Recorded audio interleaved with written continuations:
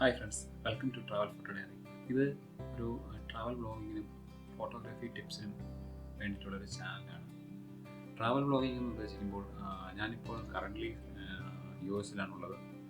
അപ്പോൾ US related ആയിട്ടുള്ള കുറേ ഇവൻറ്റ്സും നാഷണൽ പാർക്സും പിന്നെ ഞങ്ങളുടെ ട്രാവലുകൾ വ്ളോഗ് ചെയ്യുന്നതായിരിക്കും.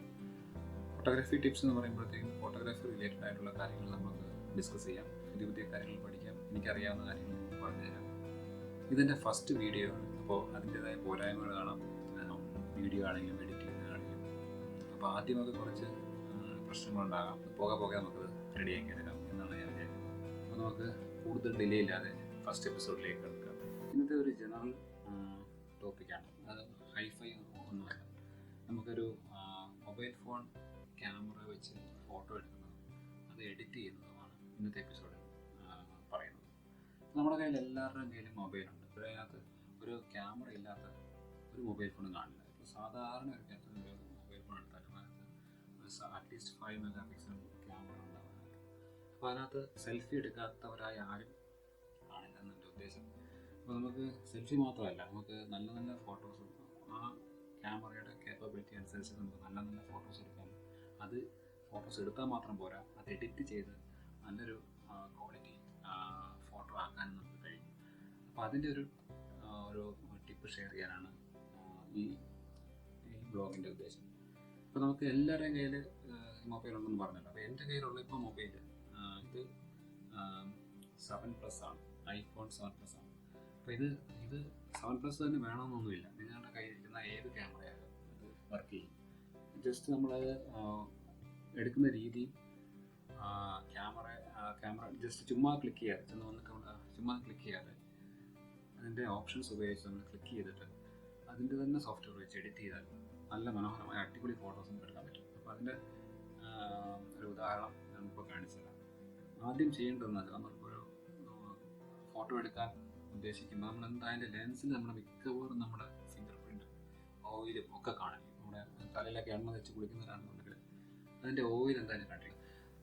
ഫോട്ടോ എടുത്ത് കഴിയുമ്പോഴത്തേക്കും എൻ്റെ അകത്ത് ഫിംഗർ പ്രിൻറ്റ് കാണും. എണ്ണമയമൊക്കെ ഉണ്ടെങ്കിൽ എഫക്റ്റ് ചെയ്യുന്നത്.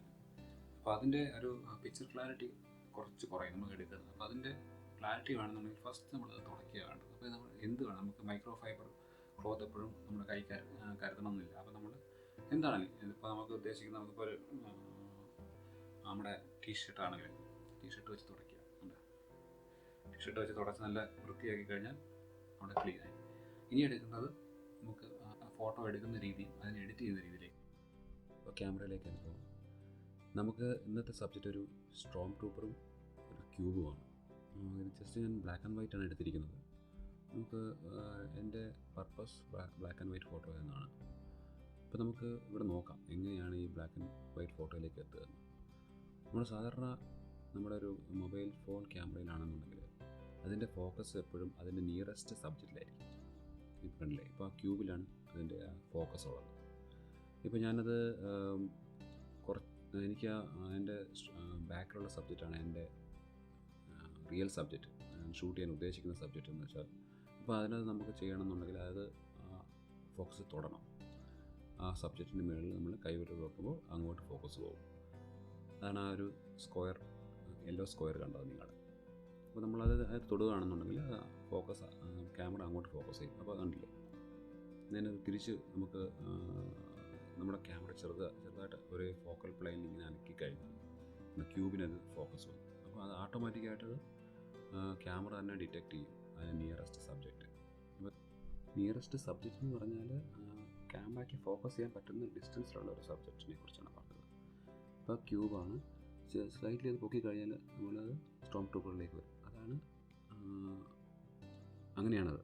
നമുക്കത് മാറ്റാനൊരു വഴിയുണ്ട്. അത് നമുക്ക് ഏത് സബ്ജക്റ്റിനെയാണോ ഫോക്കസ് ചെയ്യാൻ നമ്മൾ ഉദ്ദേശിക്കുന്നത് അതിനകത്ത് കുറച്ച് നേരം അമർത്തി പിടിച്ചുകൊണ്ടിരുന്നാൽ, പൊസിഷനിൽ കുറച്ച് നേരം അമർത്തിക്കൊണ്ടിരുന്നാൽ AF ലോക്ക് എന്ന് പറഞ്ഞ സംഭവമാണ്. Auto exposure auto focus lock എന്നാണ് അതിനെ പറയുന്നത്. ഇത് നമ്മൾ അങ്ങോട്ടും നമ്മുടെ റീകമ്പോസ് ചെയ്യാം, നമുക്ക് അങ്ങോട്ടും ഇങ്ങോട്ടും മാറ്റി. ഇപ്പോൾ ക്യൂബിലേക്ക് ഫോക്കസ് വരുന്നില്ല കേട്ടോ. ഇതിൽ നമുക്ക് സ്ലൈറ്റ് ഡിഫറെൻറ്റ് ആണ് നമുക്ക് അറിയാൻ പറ്റും. അവിടുത്തെ ഫോക്കസ് എപ്പോഴും എൻ്റെ സ്ട്രോം ട്രൂപ്പറിൽ തന്നെയാണ്. അത് എന്തുകൊണ്ടെന്ന് വെച്ചാൽ ഇങ്ങനെയാണ്. ഈ ഒരു പ്രാവശ്യം ലോക്ക് ചെയ്ത് കഴിഞ്ഞാൽ പിന്നെ നമ്മൾ സ്ക്രീനിൽ തൊടാൻ പാടില്ല. വേറെ ഒരു പൊസിഷനിൽ തൊട്ട് കഴിഞ്ഞാൽ ആ ഫോക്കസ് ലോക്ക് മാറും. അപ്പോൾ നമ്മൾ ക്യാമറ ഇപ്പോൾ ഞാൻ ക്യാമറ എടുത്ത് പറഞ്ഞിരിക്കുകയാണ്, അവിടെയാണ് എൻ്റെ സ്റ്റോം ട്രൂപ്പറാണ് എൻ്റെ ഫോക്കസ്. എന്നിട്ട് എനിക്കത് റീകമ്പോസ് ചെയ്യും ഈ ഷോട്ട് എങ്ങനെയാണ്. ഓക്കെ, ഈ സ്റ്റോം എവിടെയാണത് സ്റ്റോം ട്രൂപ്പർ നമ്മുടെ സ്റ്റോപ്പ് സെറ്റ് എവിടെയാണ് പ്ലേസ് ചെയ്യേണ്ടത് നമുക്ക് റീകമ്പോസ് ചെയ്യാൻ പറ്റും. ഇതാണ് ഒരു നല്ലൊരു ഇത് എപ്പോഴും ഓർത്ത് വെച്ചാൽ നമുക്ക് അടിപൊളി ഫോട്ടോസൊക്കെ ഉണ്ടാക്കാൻ പറ്റും. നമുക്ക് ഇഷ്ടപ്പെട്ട രീതിയിലുള്ള കമ്പോസിഷനിലുള്ള ഫോട്ടോസൊക്കെ നമുക്ക് ഉണ്ടാക്കാൻ പറ്റും. പിന്നീട് അത് ക്രോപ്പ് ചെയ്യേണ്ട വരത്തില്ല. അങ്ങനെയൊക്കെ കുറേ ഗുണങ്ങളുണ്ട് അതിന്. അപ്പോൾ നമുക്ക് ഈ ഒരു ടെക്നിക്ക് ഉപയോഗിച്ചാൽ നമുക്ക് കുറേയൊക്കെ നമുക്ക് മാക്സിമം നമുക്ക് സബ്ജക്റ്റ് ഫോക്കസ് ചെയ്ത് കിട്ടാൻ പറ്റും. പിന്നെ കണ്ടോ, വേറൊരിടത്ത് തൊടുകയാണെന്നുണ്ടെങ്കിൽ അതിൻ്റെ പ്ലെയിൻ മാറും, ഫോക്കസിൻ്റെ അത് മാറും. ഇപ്പം ഞാൻ നോക്കുന്നത് അതിൻ്റെ എക്സ്പോഷർ സെറ്റിങ്സിലാണ് നോക്കുന്നത്. അതായത് എനിക്ക് ഇത്രയും ബ്രൈറ്റ്നസ് വേണ്ട, ഞാൻ ഒരു ഡാർക്ക് ആൻഡ് വൈറ്റ് മൂഡി പിക്ചറാണ് ഉദ്ദേശിക്കുന്നത്. അതുകൊണ്ടല്ലേ അത് മേലോട്ടാക്കി കഴിഞ്ഞാൽ അതിൻ്റെ ബ്രൈറ്റ്നസ് കൂടും, താഴോട്ടാക്കി കഴിഞ്ഞാൽ അതിൻ്റെ ഇത് സ്ക്രീനിൽ എവിടെ വേണമെങ്കിലും തൊടാൻ പറ്റും. സ്ക്രീനിൽ എവിടെ തൊട്ടിട്ട് ലോക്ക് ചെയ്തിട്ട് എവിടെ ഇങ്ങനെ താഴോട്ടും മേലോട്ടും ആക്കി കഴിഞ്ഞാൽ അതിൻ്റെ നമുക്ക് ബ്രൈറ്റ്നസ് കുറച്ച് കിട്ടും. ഇപ്പം എൻ്റെ ഫോക്കസ് ലോക്കിംഗ് പൊസിഷൻ പോയി, പക്ഷേങ്കിൽ ഞാൻ ജസ്റ്റ് ആ ലോക്ക് ചെയ്ത പൊസിഷനിൽ വെച്ചുകൊണ്ട് തന്നെ നമുക്ക് ബ്രൈറ്റ്നസ് കുറയ്ക്കാനും കൂട്ടാനും പറ്റും. അപ്പോൾ ഇങ്ങനെ നമുക്കൊരു ഇതിലുള്ളൊരു ഫോട്ടോ എടുക്കാം. അത് എഡിറ്റ് ചെയ്യാനും അറിയണം നമുക്ക്. അത് നമ്മുടെ ഫോണിൽ തന്നെ എഡിറ്റിംഗ് സോഫ്റ്റ്വെയർസ് ഉണ്ട് ഡിഫാൾട്ടായിട്ട്, അത് നമുക്ക് യൂസ് ചെയ്യാവുന്നതേ ഉള്ളൂ. ഇപ്പോൾ എൻ്റെ കയ്യിരിക്കുന്ന i7+ ആണ്. അപ്പോൾ അതിൻ്റെ എഡിറ്റിംഗ് സോഫ്റ്റ്വെയർ വെച്ച് നമുക്ക് എങ്ങനെയാണെന്ന് ചെയ്ത് നോക്കാം. ഇതെല്ലാ ഫോണിലും അതിൻ്റേതായ സോഫ്റ്റ്വെയർ ഉണ്ടാകും. കണ്ടോ, ഞാൻ എഡിറ്റിൽ ഞെക്കി നമുക്ക് ഇഷ്ടമുള്ള രീതിയിൽ അത് ക്രോപ്പ് ചെയ്യാം. എന്താ എനിക്കിപ്പോൾ ഇങ്ങനത്തുള്ള രീതിയിൽ ക്രോപ്പ് ചെയ്യാനാണ് ഞാൻ ഉദ്ദേശിക്കുന്നത്. അതിനെ ക്രോപ്പ് ഫങ്ഷൻ നമ്മൾ ഞെക്കണം. കണ്ടോ, എനിക്ക് ഡ്രാഗ് ചെയ്തിട്ട് അത് എനിക്ക് ഇഷ്ടമുള്ള ക്രോപ്പിൽ അത് കൊണ്ടുവരാം. അപ്പോൾ എനിക്കത് ഈ കോമ്പോസിഷൻ എനിക്ക് ഇഷ്ടപ്പെട്ടു, അതുകൊണ്ട് ഞാനിത് ഇങ്ങനെ തന്നെ വെക്കുകയാണ്. അപ്പോൾ നമുക്ക് എന്തായാലും എന്നിട്ട് നമുക്ക് നോക്കാം, നമുക്ക് ഡൺ ഞെക്കിയിട്ട് നമുക്ക് നോക്കാം. ഇതാണ് നമ്മുടെ ഫോട്ടോ. നമുക്കൊന്ന് പുറത്ത് പോയി നോക്കിയിട്ട് നോക്കാം. ഞാനൊന്ന് എടുക്കട്ടെ, പുറത്ത് പോയി. ഓക്കെ, നമുക്കിത് ആവശ്യമില്ല, നമുക്ക് റിവേർട്ടും ചെയ്യാം. മുകളിൽ ടോപ്പ് റൈറ്റ് ഹാൻഡ് സൈഡിൽ റിവേർട്ട് എന്ന് പറഞ്ഞ ഓപ്ഷൻ ഉണ്ട്, അത് ക്ലിക്ക് ചെയ്തിലേക്ക് തിരിച്ചു പോകും. ഇനി ലെഫ്റ്റ് ഹാൻഡ് സൈഡിൽ ടോപ്പിലൊരു മാജിക് ബാൻഡ് പോലൊരു സാധനമുണ്ടല്ലേ, അത് ക്ലിക്ക് ചെയ്യുമ്പോൾ അത് ആട്ടോ എൻഹാൻസ് ആണ്. മൊബൈലിലെ ക്യാമറ ആപ്പ് തന്നെ നമ്മുടെ ഫോട്ടോയെ എൻഹാൻസ് ചെയ്യും. അതൊരു ക്വിക്ക് വേ ആണ്, ഓട്ടോമാറ്റിക് എൻഹാൻസ്മെൻറ്റ്. നമുക്കത് ചിലതൊക്കെ ഇഷ്ടപ്പെടും. അതുകൊണ്ട് വലത്ത് സൈഡിലെ രണ്ടാമത്തെ ഓപ്ഷൻ ഞാൻ ക്ലിക്ക് ചെയ്യുകയാണ്. അതിനകത്ത് എനിക്ക് lights, colour and black and white image ആക്കാൻ പറ്റും. നമ്മൾ പോകേണ്ടത് ലൈറ്റിലാണ്. അപ്പോൾ ലൈറ്റിലെടുത്തപ്പോൾ എനിക്ക് കിട്ടുന്നത് ബ്രില്യൻസ് ആണ്. അത് നമുക്ക് അഡ്ജസ്റ്റ് ചെയ്താൽ കണ്ടോ, ഇഷ്ടമനുസരിച്ച് നമുക്ക് മൊത്തത്തിലുള്ള ഒരു എക്സ്പ്ലോഷനാണത് സെറ്റാക്കുന്നത്. അപ്പോൾ എനിക്കൊരു നമുക്ക് മേലോട്ടും താഴോട്ടും ആക്കിയിട്ട് ഇഷ്ടമുള്ള ഒരു ലെവലിൽ കൊണ്ടുവന്ന് നമുക്ക് ഇത് വെക്കാം. അല്ലേ, ഫുള്ള് നമുക്ക് അതിൻ്റെ മൂഡ് തന്നെ ചേഞ്ച് ആക്കാം. അപ്പോൾ എനിക്കിത് ഏകദേശം ഇവിടെ എനിക്ക് ഇഷ്ടപ്പെട്ടു എന്ന് തോന്നുന്നു. അപ്പോൾ ഞാനിത് അത് അങ്ങനെ വെച്ചു. ഇനി അടുത്തത് പോയി എക്സ്പോഷർ എന്ന് പറഞ്ഞ ഓപ്ഷൻ, അതേ ഓപ്ഷൻ തന്നെ നിൽക്കുമ്പോൾ എക്സ്പോഷർ കിട്ടും. വേണ്ടോ, കുറച്ച് നമ്മൾ അതിനകത്തും നമുക്ക് 3-4 കട്ടയ്ക്ക് അങ്ങോട്ടും ഇങ്ങോട്ടും ഒക്കെ ഇട്ട് കളിച്ച് നോക്കുമ്പോൾ നമുക്കത് ഇഷ്ടമുള്ള ഒരു മൂഡ് ഫോട്ടോയ്ക്ക് ഇഷ്ടമുള്ളൊരു ഇതെത്തുമ്പോൾ നിർത്തുക. എനിക്കതാണ് ഇഷ്ടപ്പെട്ടത്. ഇതിനകത്ത് ഇനി ഹൈലൈറ്റ്സ് എന്ന് പറയുമ്പോൾ ഈ വെളുത്തിരിക്കുന്ന, അതായത് വൈറ്റായിട്ട് അതിൻ്റെ ഹാർഷ്നെസ് അത് കുറച്ച് കൊണ്ടുവരാൻ പറ്റും. അത് ഞങ്ങൾ ചെയ്തു. പിന്നുള്ളത് ഷാഡോ ഉണ്ടല്ലേ, നമ്മൾ ഷാഡോ കൂട്ടുമ്പോൾ ഇരുണ്ടിരിക്കുന്ന സ്ഥലത്ത് നിന്ന് കുറച്ചൊക്കെ ഡീറ്റെയിൽസ് കൊണ്ടുവരാൻ പറ്റും. ഇനി ബ്രൈറ്റ്നസ് എന്ന് പറയുമ്പോഴത്തേക്കും ഫുൾ ഓവറാൾ പിക്ചറിൻ്റെ ബ്രൈറ്റ്നസ് ആണ്. അതിൻ്റെ നമുക്കത് നമുക്ക് ഇഷ്ടത്തിനനുസരിച്ച് കുറയ്ക്കുകയും കൂട്ടുകയും ചെയ്യാം.